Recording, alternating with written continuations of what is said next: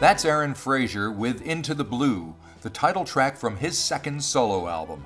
Aaron's also a member of Duran Jones and The Indications, and he's previously worked with the Black Keys' Dan Auerbach. But this time around, he's got Grammy-winning producer Alex Goose on his side. We found Aaron in LA and asked him why he's decided to change things up. Yeah, I mean, I've really, I absolutely loved working with Dan, and I feel like I learned a ton of lessons from that process that are absolutely being applied to this record. Right. I think on this one, I set an intention to partner with a hip hop producer. Right. Because hip hop has always been at the core of the DNA of my music and my musical fandom. Okay. I mean, my first album I ever owned was Big Willie Style by Will Smith. And it's like, sure, it's not the coolest album in the world, of course, but nobody's first album is the coolest album in the world. But I will say on that album though, it had Just the Two of Us, which is an interpolation of Bill Withers' song of the same name. Sure. It had the Men in Black rap, which is interpolation of Patrice Russian's Forget Me Nots. It might even be a direct sample. Yep. And even Miami, I think, is a George Benson sample. So, I was getting an education in soul music always through hip hop. So on this one, I really wanted to forefront the hip hop. Yeah, it sounds like you learned your lesson well, because I'm an old guy and I grew up listening to soul music from the 60s and 70s, and especially the last track on the record, The Fool. I could swear you sounded like the Stylistics, like Russell Tompkins Jr. Do you know who that is? Yeah, absolutely. No, thank you. I mean, Stylistics are absolutely an influence. The Moments, the Whatnots, any of the sort of sweet soul 70s vocal groups, especially the Whatnots and Moments. They're from my region, right. The DMV, on Stang. So yeah. On Stang Records, I love it. Yes, I have a copy of the Moments somewhere in a record collection back here. So yeah, the good stuff. The best. All right. So how did you and Alex, what kind of discussions did you have? Because I understand you did use a few samples for this thing, but I assume there's more to it than just that from listening. Oh, of course. Yeah. I mean, there are very few samples on the record. Yeah. I wanted to, but I think that the hip hop sort of approach it's less in the sampling itself and more in just the process of bringing disparate elements together.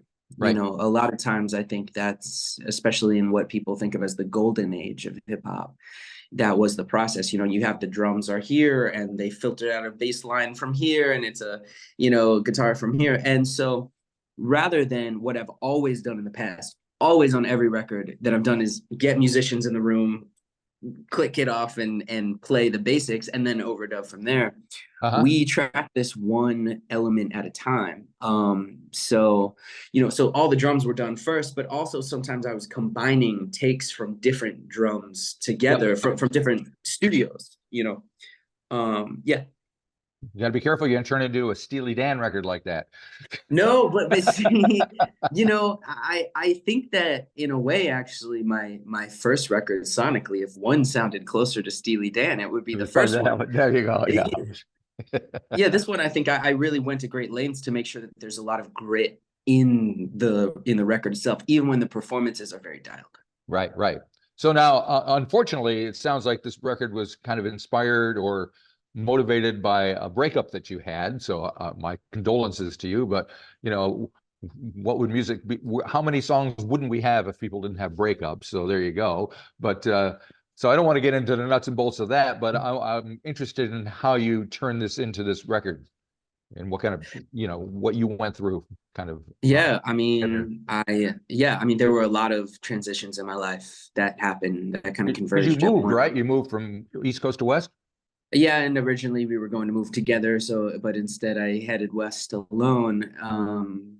And beyond just a relationship, it was like I lived in Brooklyn for about a decade. Like my friends, my chosen family, my musical community, I was leaving that behind. And then also my band, Duran Jones and the Indications, had just come off an insane year of touring and decided to take a year just to rest. So even that structure, as chaotic as touring life can be, that's still some semblance of normalcy and structure that's pulled out from under me. So Yeah, I mean, it definitely felt like I was just heading into this big unknown. Right.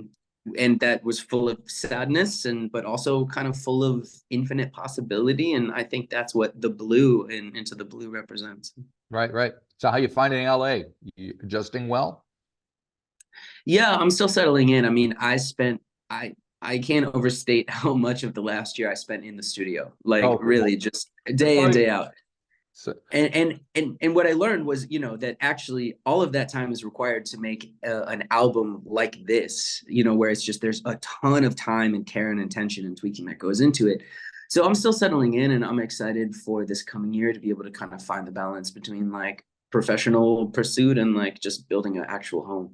all righty. One track I wanted to touch on was Payback, because even the title and the sound of it reminds me of James Brown. So I assume that's probably somewhat intentional, is it?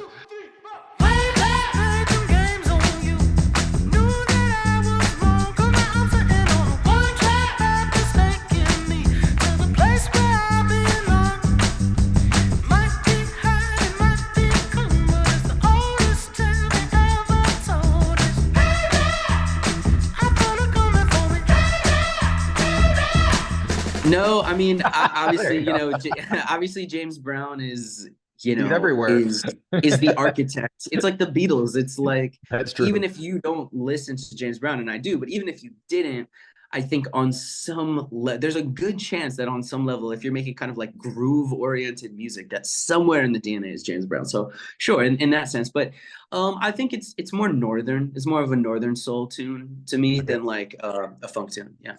Yeah, it's a pretty cool guitar in there too. It's almost psychedelic in that track. Yeah, I mean, I wanted to bring those elements together again, even stylistically, to bring Northern Soul, but I'm bringing like kind of garage psych to it, and then mix Right. it with this sort of Ennio Morricone like strings and operatic background vocals and cinema. Yeah, yeah, yeah. And it's followed by a track called Dime, which features a guest on the record. Who is this person you're singing with? Yeah, Kankamusa is an artist from Chile, and for what it's worth, it's dime, which is the Spanish word for tell me. So Okay. that's why, Oh, like, Dime. Sorry. I just know spelling, but English is, I'm of struggling course, with no, that. So you you're not alone. You're not alone. Dime. It's fun. It's funny because because of that There's word in no Spanish doesn't have an accent. accent. Yeah. See, that would It have would be so helpful, but it it's would have given me grammatically a hint. it's actually not correct. Yeah. So I thought about it, but I was like, you know what? I gotta let it go. No te lo has imaginado. He estado esperando que me tomes de la mano. Dime lo que piensas, ¿estás segura? ¿Estás a salvo? Dejemos la fiesta, tengo que estar a tu lado y seguir flotando.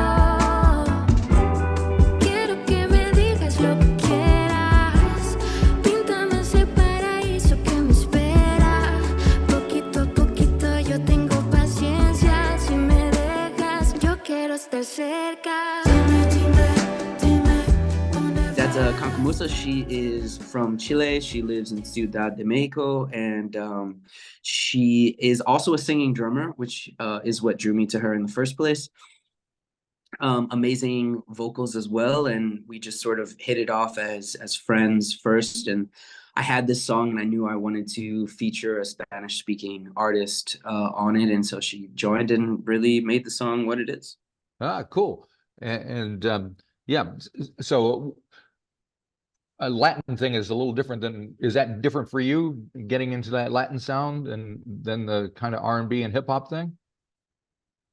No, I mean, on my last record, I have a song called Have Mercy, which is a bolero. Okay. I would say that's an even more traditional Latin sound, really. All righty. And you open up with Thinking of You. So why is that the opening track on the record? What kind of statement are you making there? Hey, it's him again. Uh-oh.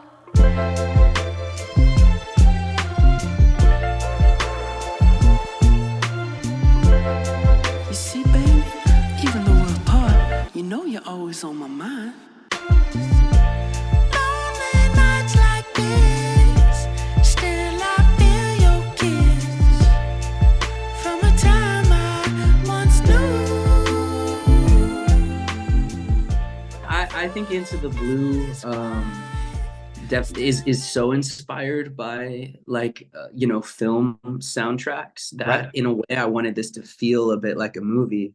Right. And so I could have started with the title track, but I always love when movies have a cold open. And so thinking of you as the cold open in the movie, I'm still in New York. I'm running into my ex's friends on the subway, and and just sort of realizing, even though I'm sad and still thinking about this relationship, that there's nothing left for me in the city. And that's when I sort of slam the car door and head west, and the title track plays. Right. Right. Now, I almost buried the lead here. The most important aspect of this record is the video that you shot with your cats. Time will tell if there's wounds or guilt or healing stuck inside the feeling. But time will tell. Oh, when it's hard to know it, still I got the notion that time will tell. Oh, winners and the losers, love can be confusing, but time will tell. I feel like it's groundbreaking cinema. I think don't know of another music video that's shot by cats. So that's I time think, will tell. Yes. Yes. I mean, they say necessity is the mother of invention, and I really didn't have any budget for that music video, so I wanted to get creative with it. Yep. Yep. It looks like you had a good time. Did the cats enjoy themselves? I gave them, they were very well compensated as a union I'm cats, Yep. catnip every hour. Well, there you go. Yeah. And anything you can tell us about the song itself, other than the cats have cameras attached to them? Yeah, I mean, when I spent a lot of the last year wondering if that the losing that relationship was for the best, or if it was a mistake. And it's I really like pretty much said that, wish I had a crystal ball, the kind that could tell it all, to tell me it's for the best, or if it's my one regret. And sort of standing at that crossroads and knowing that, even though only time will tell. That's it. Okay. So this is how you fill up your time until Duran Jones does their thing again? Yeah, I mean, they're really happening in parallel. I mean, great. I've been working on the Indications record this whole year as well, and so July 2nd, I'm gonna go to North Carolina to start recording the next record. Now that we've written a bunch of songs, So, busy guy. booked and blessed, as they say. There you go. All righty. Well, I think our time is just about out. So I will thank you for talking to me, and good luck with the record and the big show, because I wish it could be there. Because this stuff's got to sound great live. I'm really excited. Yeah, thank you so much for having me, and definitely let me know if you want to catch a show. Hopefully, I'll be in New Zealand sometime. Please do. All righty. Adios. Thank you. Take care. Bye. Bye-bye. If you enjoyed this episode of the 13th Floor's Music Talk series, please be sure to subscribe to the website or to the YouTube channel. Follow us on Facebook or Instagram, and wherever you find your podcasts. There's a whole lot more to discover.